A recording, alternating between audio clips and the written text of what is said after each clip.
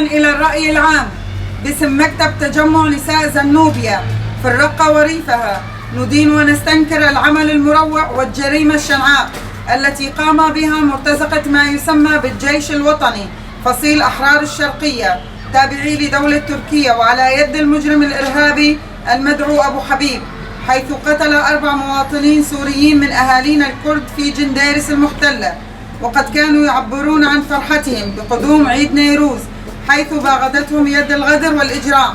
وبهذا التوقيت الذي لم يتعافى فيه أبناء عفرين وجنديرس من أثر الزلزال المروع الذي أصاب المنطقة، وقد رأينا كيف تم التعامل مع أهلنا الكرد في كارثة الزلزال المدمر.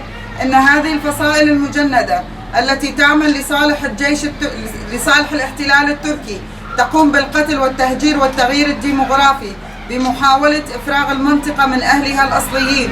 ونحن نقول لهذه الفصائل: أين القيم والمبادئ التي خرجتم وخرج السوريين من أجلها؟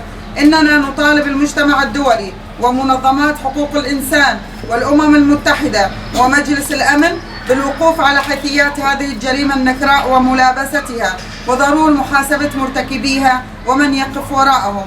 ونطالب بإنهاء الاحتلال التركي لأراضينا السورية وكف عن كل الجرائم التي يرتكب بحق أهلنا في شمال غرب سوريا وفي مناطق الإدارة الذاتية. ونحن نعاهد أهلنا وشهدائنا بأننا ماضون في تحقيق أهدافنا للوصول إلى سوريا ديمقراطية تعددية لا مركزية. لا للاحتلال التركي، لا لا لا، لا للاحتلال التركي، لا لا لا.